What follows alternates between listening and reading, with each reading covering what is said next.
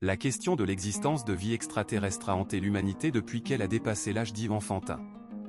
Si une vie existe quelque part dans les profondeurs mortes du cosmos, quelle est-elle? Pourrons-nous un jour, ne serait-ce qu'un bref instant, apercevoir et surtout comprendre nos visiteurs extraterrestres? Les fictions hollywoodiennes ont marqué l'imaginaire collectif, on visualise souvent un avatar bleu ou des aliens répugnants. Cependant, bien avant l'apparition du cinéma tel qu'on le connaît, des tentatives de prédiction sur l'origine et l'apparence des extraterrestres existaient. Personne ne sait réellement comment les choses se passent, mais les scientifiques tentent, avec des succès variables, de percer le mystère de la vie extraterrestre. Une de ces théories est celle du paléocontact, dont Erich von Däniken fut un fervent défenseur. Elle postule que, métaphoriquement parlant, nul besoin d'aller chez le diable si le diable est déjà là, soit notre existence même a été programmée par une civilisation extraterrestre, soit l'humanité a été visitée par des représentants d'autres mondes poursuivant des objectifs variés.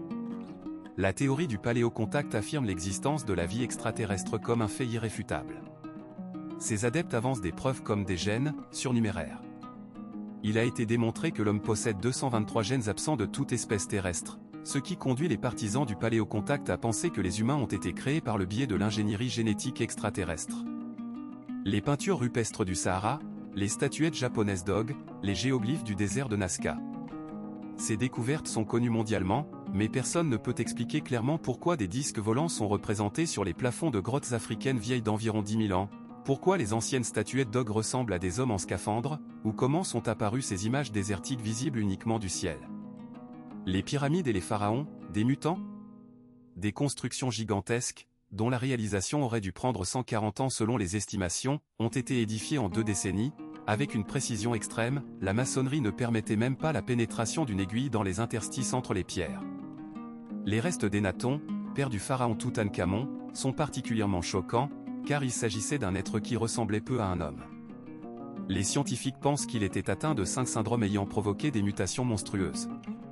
Mais était-ce vraiment un humain?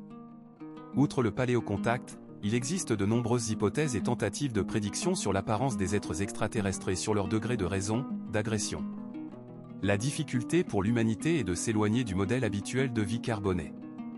Les stéréotypes dictent qu'il devrait s'agir de créatures ressemblant vaguement aux humains, mais ayant un développement technologique très avancé. Certains scientifiques estiment que si tel est le cas, les extraterrestres devraient posséder des qualités similaires à celles des humains, cupidité, agressivité, tendance à la conquête de territoires et de ressources, ce qui signifie que nous devrions les craindre. Des insectes intelligents? En se basant sur les connaissances actuelles sur l'origine de la vie, l'émergence de formes de vie carbonée nécessite certaines conditions, premièrement, la présence d'eau ou d'un autre liquide, deuxièmement, pour des formes de vie plus complexes que les organismes unicellulaires, un équivalent de l'ADN, un support d'information et des mécanismes de réplication et de diffusion, troisièmement, une source de lumière, c'est-à-dire une étoile ou plusieurs, pour permettre les réactions biochimiques. Concernant l'apparence, les scénaristes aiment imaginer d'immenses insectes intelligents, mais des créatures dotées d'exosquelettes fragiles, que ces créatures doivent muer, ne pourraient pas grandir en se pliant sous l'effet de la gravité, et un cerveau développé nécessite un volume important. Différent de nous? Si l'on suppose que la vie dans d'autres mondes est basée sur le silicium, il s'agirait d'organismes aussi différents des humains qu'un maître d'un Burj Khalifa, c'est-à-dire des formes de vie totalement étrangères à notre compréhension. Cependant, cette théorie n'est pas née du néant. Comparée à la vie carbonée, l'étude du métabolisme des bactéries sur Terre a mis en évidence des organismes non carbonés et non dépendants de l'oxygène pour leur survie, ce qui élargit considérablement le champ des recherches. Grand et menaçant? Si la gravité sur une planète est trop forte, seules des créatures très grandes et fortes pourraient y survivre, et en raison d'une forte compétition, elles devraient être assez agressives. Diversité bactérienne? Dans le cas de mondes glacés comme Neptune, seules des bactéries capables de former d'immenses réseaux pourraient survivre. La complexité réside dans le fait que dans notre voisinage immédiat, c'est-à-dire dans la galaxie de la Voie lactée, il y a environ 60 milliards de planètes sur lesquelles le développement de la vie sous quelque forme que ce soit est hypothétiquement possible. Les scientifiques ne sont même pas certains que les planètes du système solaire ou leurs satellites ne contiennent pas de créatures ou de bactéries relativement développées, par exemple dans l'océan d'Europe ou sur les géants de glace. Actuellement, quelque part dans le vide spatial, voyage le Voyager, lancé de la Terre en 1972. Il transporte un disque compact contenant des informations succinctes et schématiques sur notre planète et l'humanité. Peut-être quelqu'un l'a-t-il déjà écouté. Il serait très intéressant de connaître votre opinion sur tout cela. Parlons-en. Le besoin humain de trouver des êtres similaires à lui dans le froid cosmos devient parfois une idée obsessionnelle. Les terriens ont cherché des formes de vie potentielles sur la Lune désertique, dans la poussière de Mars, même sur Vénus, suffocante, sans oublier les exoplanètes très lointaines, situées à des centaines de parsecs de la Terre. Mais nos voisins habitables pourraient être beaucoup plus proches que nous ne le pensons. À l'échelle cosmique, c'est comme dans la cour d'Aix-en-Grave côté. Et s'il y a là-bas ne serait-ce qu'un grain de raison. Une telle planète existe, Gliese 581 g, découverte fin septembre 2010. Depuis lors, cette planète maudite a souvent changé de statut, devenant un spectre puis renaissant à la vie. Au début, de nombreux astronomes considéraient Gliese 581 g comme le résultat d'une erreur de mesure, avant que son existence ne soit finalement confirmée. Cet objet potentiellement habitable se trouve à une vingtaine d'années-lumière de nous, dans la constellation de la Balance. Ce monde inconnu est éclairé par une naine rouge, des étoiles beaucoup plus petites, plus froides et plus anciennes que notre Soleil. 3 planètes orbitent dans la zone habitable de cette étoile, dont l'une est plus proche du secteur chaud et l'autre du secteur froid. Entre elles, à une distance pratiquement idéale de la naine rouge, se trouve Gliese 581 g. Son âge est d'environ 7 à 11 milliards d'années, sa masse est 3 à 4 fois supérieure à celle de la Terre, et son année dure près de 37 jours. Gliese 581 g est en rotation synchrone autour de son étoile. Le paysage est probablement rocheux, et la présence d'eau liquide est possible. Une gravité suffisamment forte laisse supposer la présence d'une atmosphère, car elle est capable de la retenir. La température moyenne à l'équateur est d'environ 20 degrés Celsius. Bien sûr, il n'est pas certain qu'une vie intelligente se soit développée sur cette planète pendant ce laps de temps, mais pour les scientifiques, la présence de tout organisme, même le plus primitif, est précieuse. Si des formes de vie intelligente peuplent la planète, pourquoi ne se sont-elles pas manifestées jusqu'à présent? Avant même la découverte de Gliese 581 g par la méthode Doppler en 2008, un certain astronome australien, travaillant activement dans le cadre du projet SETI, a enregistré un étrange signal soudain provenant de la constellation de la Balance. Selon le professeur, il s'agissait d'une puissante impulsion laser de courte durée. De tels signaux intéressent particulièrement les scientifiques. Malheureusement, aucune autre impulsion n'a suivi, mais les astronomes n'abandonnent pas l'espoir, notamment le découvreur de la planète, Stephen Vogt, qui est totalement convaincu non seulement de l'existence réelle de Gliese 581 g, mais aussi de la présence de vie à sa surface. À quoi pourraient ressembler les conditions sur cette planète? La couverture végétale sur une telle planète devrait être assez épaisse, et une atmosphère dense est nécessaire pour transférer la chaleur de la face éclairée vers la face nocturne, constamment dans l'ombre. Sur Gliese 581 g, la photosynthèse est possible, donc au minimum, des plantes supérieures pourraient se développer à sa surface.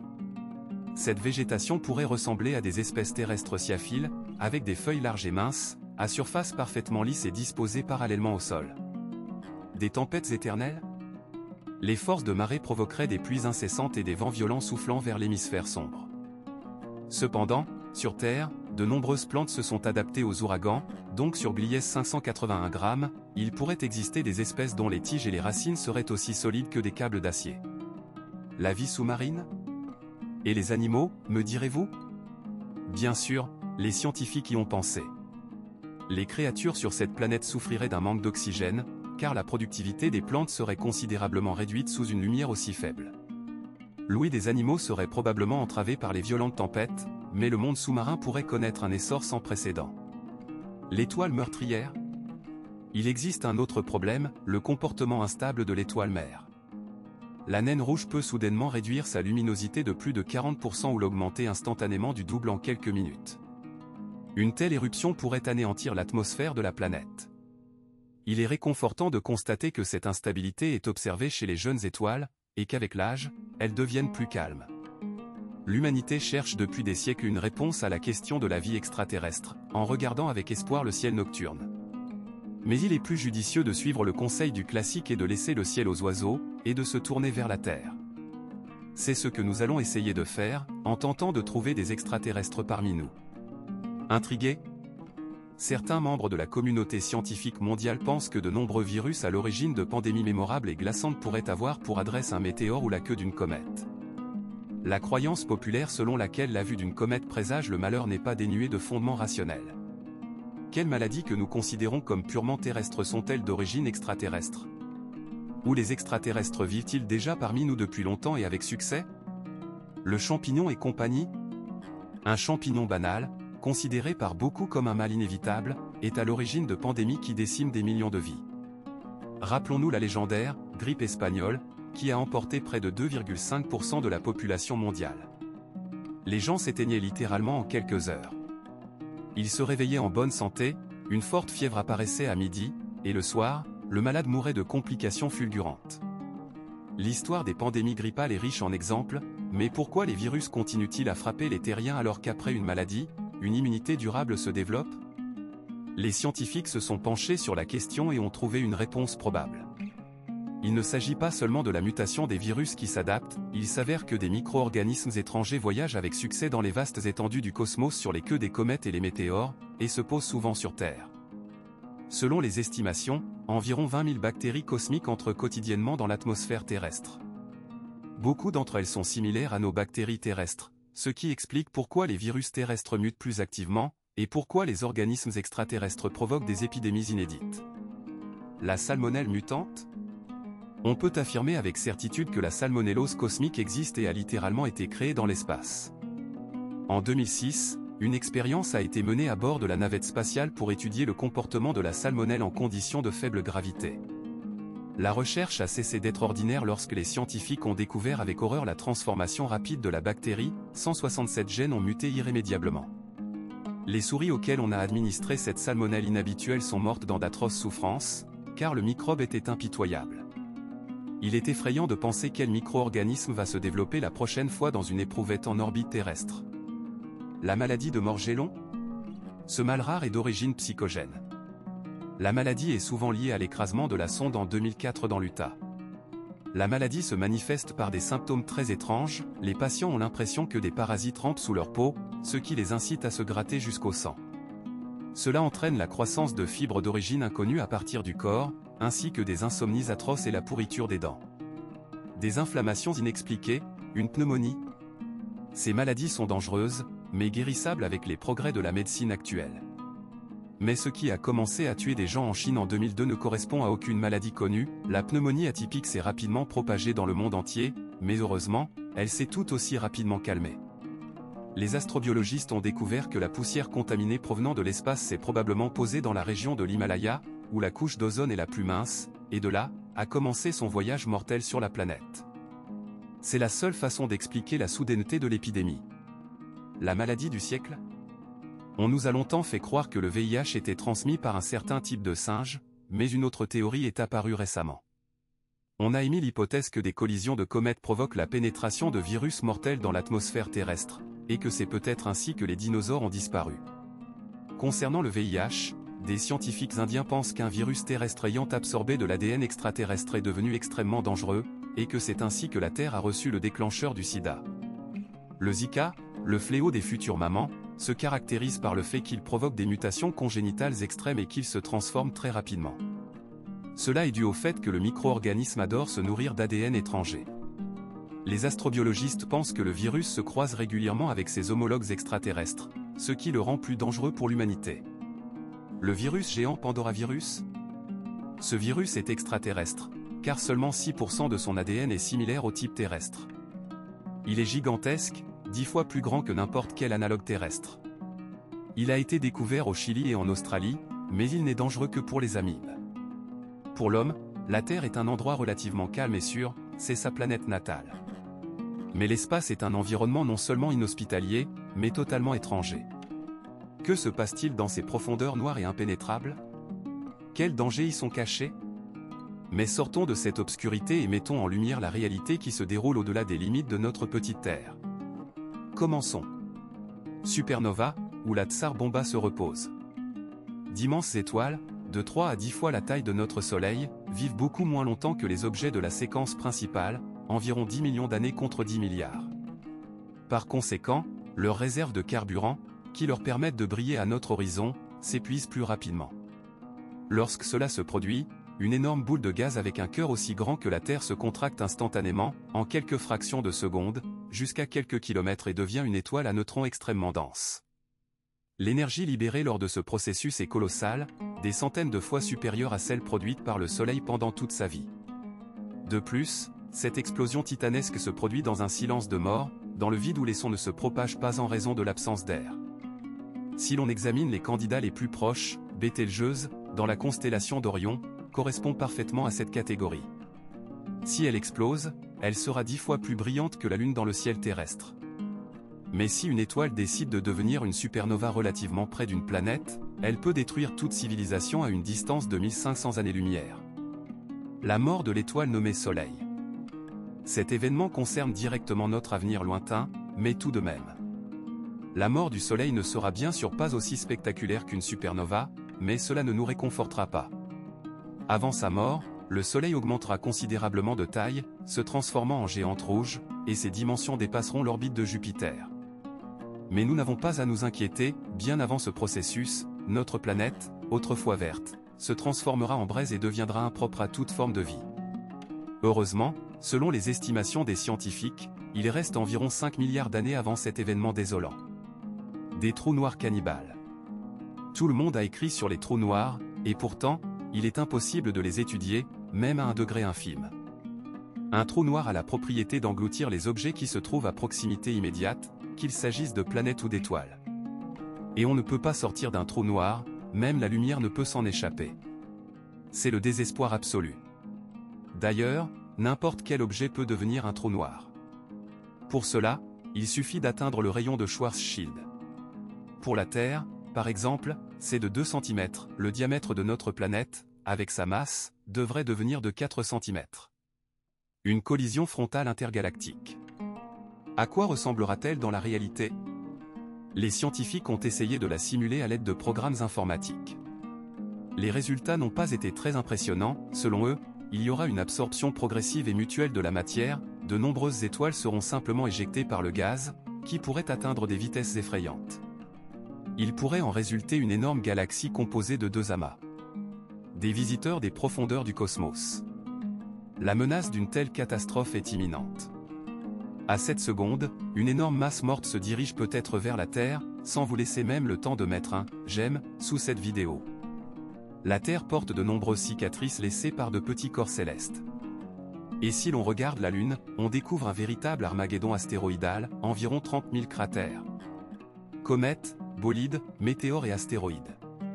Tout cela vole à des vitesses effrayantes à proximité relative de notre planète, bombardant parfois nos voisins. Et qui sait ce qui nous attend? Mais sans catastrophe, la civilisation terrestre, au sens global du terme, n'aurait peut-être pas eu la chance d'apparaître. Après tout, l'univers lui-même est né du Big Bang, une catastrophe sans précédent et qui ne se reproduira probablement jamais. Mais puisque nous avons survécu, et que la plupart des terriens justifient le titre des « hommes raisonnables », nous vous souhaitons de ne pas vous arrêter là. L'humanité moderne a l'habitude de se fier au progrès scientifique et de croire à un progrès en développement rapide. Mais malheureusement, tout ne peut pas toujours être expliqué par ces moyens. Il existe des phénomènes qui ne correspondent pas aux postulats scientifiques généralement admis et qui déstabilisent même les sceptiques et les athées les plus endurcis. Il est possible qu'il y ait une explication à l'inexplicable, mais pas maintenant. Dans certains domaines, nous ressemblons encore à des bébés naïfs, regardant avec étonnement, méfiance et intérêt un toupie qui tourne rapidement. Quels que soient les raisonnements en ligne, les faits inexplicables du point de vue de la science orthodoxe restent souvent incroyablement énigmatiques. L'expérience de mort imminente. C'est l'un des phénomènes les plus mystérieux qui se produisent quotidiennement dans le monde. Étonnamment, la plupart des personnes ayant vécu cette difficile transformation évoquent les mêmes signes, l'illusion de quitter son propre corps, une lumière vive au bout d'un tunnel sombre, des conversations avec des proches disparus depuis longtemps.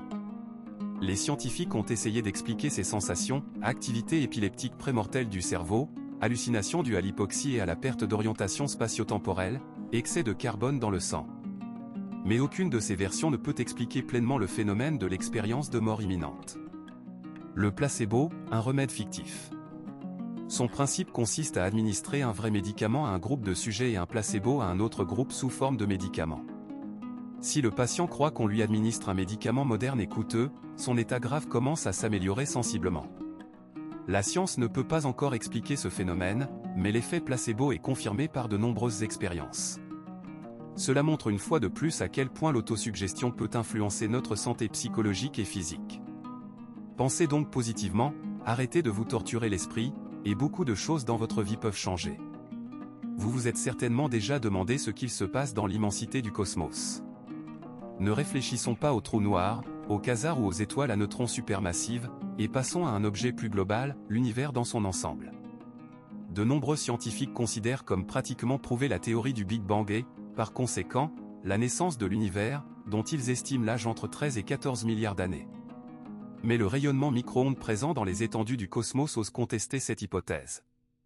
La partie visible de l'univers pour les terriens est limitée par deux horizons polaires distants de 28 milliards d'années-lumière. Sur cette surface incroyablement vaste, le fond du rayonnement micro-ondes est relativement uniforme. Maintenant, attention à la question, comment les zones chaudes et froides du rayonnement après le Big Bang ont-elles pu équilibrer leur température sur une distance de 28 milliards d'années-lumière si l'âge de l'univers est de 14 milliards d'années? Rien ne peut se déplacer plus vite que la lumière. Pour l'instant, cette question n'a pas de réponse satisfaisante. Les ovnis, on ne les voit pas. Ce point concerne également l'espace, car l'apparition de ces objets est attribuée aux extraterrestres. Les gouvernements, les amateurs et les passionnés ont tenté d'étudier le phénomène sous le nom de code d'OVNI, mais le mystère demeure. Les témoignages documentés sur les soucoupes volantes remontent au Xe siècle de notre ère, à la dynastie Song. Au cours des siècles passés et actuels, l'apparition d'objets volants non identifiés a à plusieurs reprises semé la panique chez les pilotes et mis hors service les radars. Les principales hypothèses sont une identification erronée d'appareils modernes d'origine terrestre, des illusions optiques ou atmosphériques, des hallucinations ou une pure et simple fraude. Le déjà-vu. En traduction, selon Alexandre Dumas, cela signifie « déjà vu ». Vous pensez être unique dans la certitude que cela s'est déjà produit? Nous allons vous décevoir, 97% des habitants de la Terre ont rencontré ce phénomène. Les scientifiques n'ont déterminé qu'une chose, l'effet de faux souvenirs apparaît plus souvent chez les personnes épileptiques, hypersensibles, peu résistantes au stress et impressionnables, ainsi que chez les adolescents de moins de 17 ans. Pour le reste, les hypothèses sont différentes, jeu de l'association d'idées, micro-défaillance dans le centre de la mémoire. Il existe également des théories plus exotiques, certains considèrent le déjà-vu comme un message d'une vie antérieure ou comme un don de précognition qui se réveille. Parfois, cet effet peut ressembler à l'histoire du film « Le diable s'habille en Prada », où une jeune femme est obsédée par son travail. Bien sûr, ce n'est pas une liste exhaustive de l'inexplicable. Il y a aussi l'intuition humaine inexpliquée, le mystère du triangle des Bermudes, les disparitions inexpliquées de personnes, le phénomène de la matière et de l'énergie noire impossible à expliquer du point de vue de la physique traditionnelle, les tachyons, et bien plus encore. N'hésitez pas à écrire dans les commentaires sur ce que vous aimeriez entendre dans le prochain épisode, et nous lirons et sélectionnerons les suggestions les plus intéressantes que vous soutiendrez par un « j'aime ». Tout au long de son existence, l'humanité a souvent levé les yeux vers le ciel nocturne. Selon qu'il est sombre et dégagé, une image des vastes étendues peuplées d'habitants particuliers où les étoiles apparaît devant nous. Mais le ciel est-il différent pour un observateur près de Saint-Pétersbourg et pour un autre près d'un volcan antarctique? Bien sûr que oui. L'image du ciel dépend de l'emplacement de l'observateur, ainsi que du moment et de la date d'observation. De différents points de la Terre, on peut donc observer des constellations qui dominent à certaines périodes de l'année. Mais dans l'ensemble, l'observateur terrestre ne voit rien de nouveau depuis des siècles, les étoiles qui peuplent le ciel sont les mêmes. Posons-nous une question naïve, pourquoi? La réponse n'est pas compliquée. Notre galaxie, la Voie lactée, est notre maison, et pour l'instant, nous n'avons pas d'alternative. Nous voyons donc une partie de la population stellaire qui habite ce système gigantesque, ainsi que trois galaxies voisines, le Grand et le Petit nuage de Magellan, découvert par Fernand Magellan lors de son voyage autour du monde, et la nébuleuse d'Andromède. Dans l'ensemble, la partie visible de l'univers compte environ 100 milliards de galaxies. La population stellaire de la Voie lactée, selon diverses estimations, compte de 200 à 400 milliards d'unités. Pourquoi une telle amplitude? Ce ne sont pas des pièces dans un portefeuille, on ne peut pas les compter en les versant dans la main. Il faut utiliser des méthodes indirectes, avec des équipements astronomiques très puissants et des calculs complexes. Les connaissances des scientifiques terrestres ne sont pas encore suffisantes pour des calculs plus précis. Cependant, certaines choses ont été découvertes avec certitude. Premièrement, le disque de notre galaxie tourne autour d'un centre de masse estimé à environ 100 milliards de masses solaires, situé dans la constellation du Sagittaire. Deuxièmement, un noyau doit forcément pulser au centre, avec une énergie de 100 millions de soleils. La densité des étoiles y est très élevée, bien supérieure à celle des bras spiraux. Mais ce n'est pas le plus étonnant, les astronomes supposent qu'au centre de chaque galaxie, y compris la nôtre, se trouve un trou noir supermassif, voire plusieurs. Seul un objet au centre possédant la masse et l'énergie indiquée peut expliquer la situation que nous observons actuellement. Pourquoi ne voyons-nous pas cette formation colossale? Simplement, la Terre observe la Voie lactée de l'intérieur, tournant avec le système solaire autour du centre galactique à une vitesse d'environ 250 km par seconde. Le Soleil effectue une révolution complète en 220 millions d'années.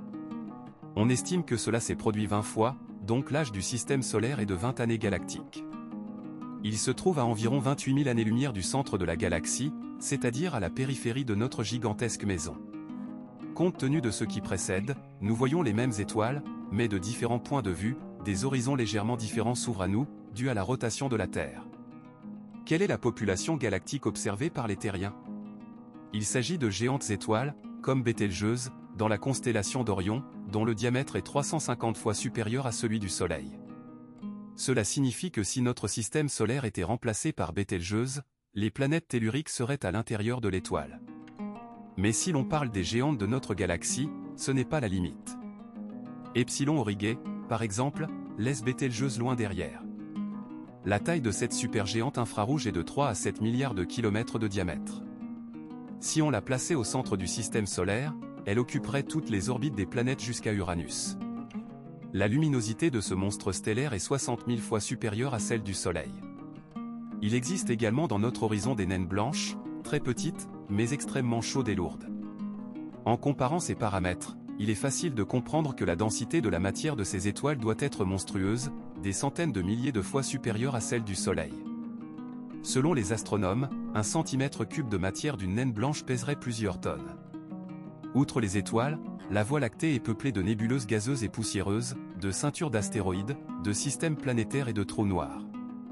C'est le ciel que nous verrons tant que nous vivrons, et où brille notre étoile principale, grâce à laquelle l'humanité existe, le Soleil. Notre voyage dans la vie est à moitié terminé, mais pour notre génération, il y aura suffisamment de chaleur et de lumière.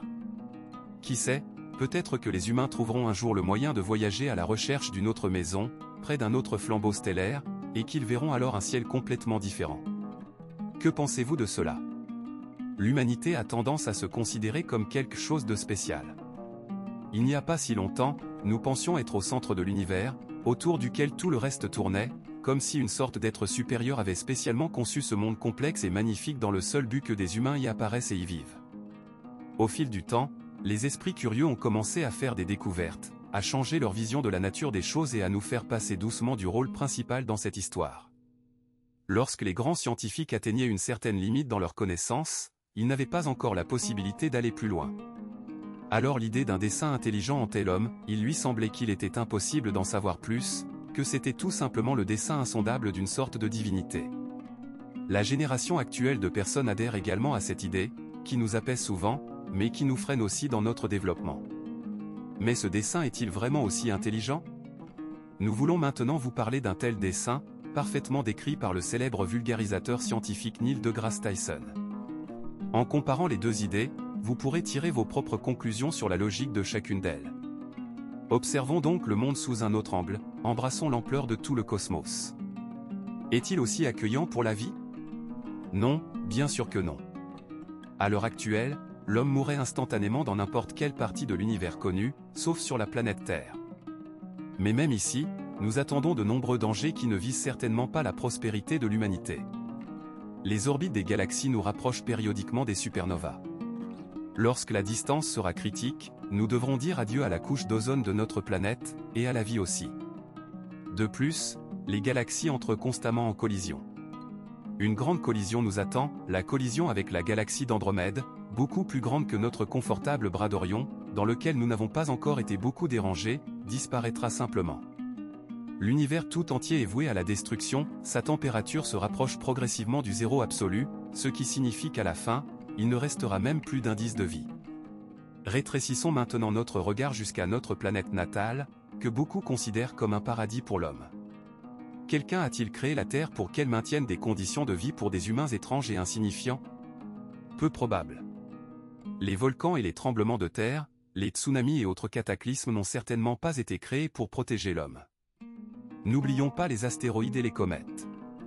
99% de tous les organismes vivants ayant jamais habité la planète ont disparu, et le fait qu'il ait fallu 3,5 milliards d'années pour que des organismes multicellulaires apparaissent contredit clairement un dessein intelligent si son objectif était nous. Qu'en est-il de l'homme, le soi-disant sommet de la création? Rappelons-nous la variété des maladies qui emportent un nombre énorme de vies. La nature elle-même nous tue des manières les plus cruelles et les plus inattendues. Les défauts génétiques sont très peu étudiés, la plupart d'entre eux sont apparus pour des raisons que nous ignorons.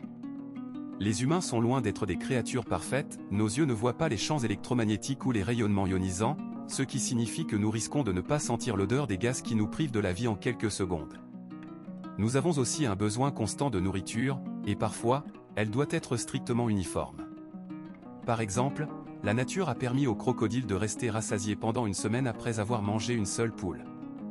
Le dauphin mange et respire par des ouvertures différentes, tandis que l'homme utilise les mêmes.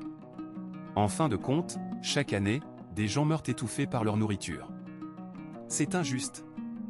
On peut considérer qu'une seule de ces conceptions est la bonne, mais ne vaut-il pas mieux prendre en compte les deux, apprécier sa vie, sans la placer au centre de tout?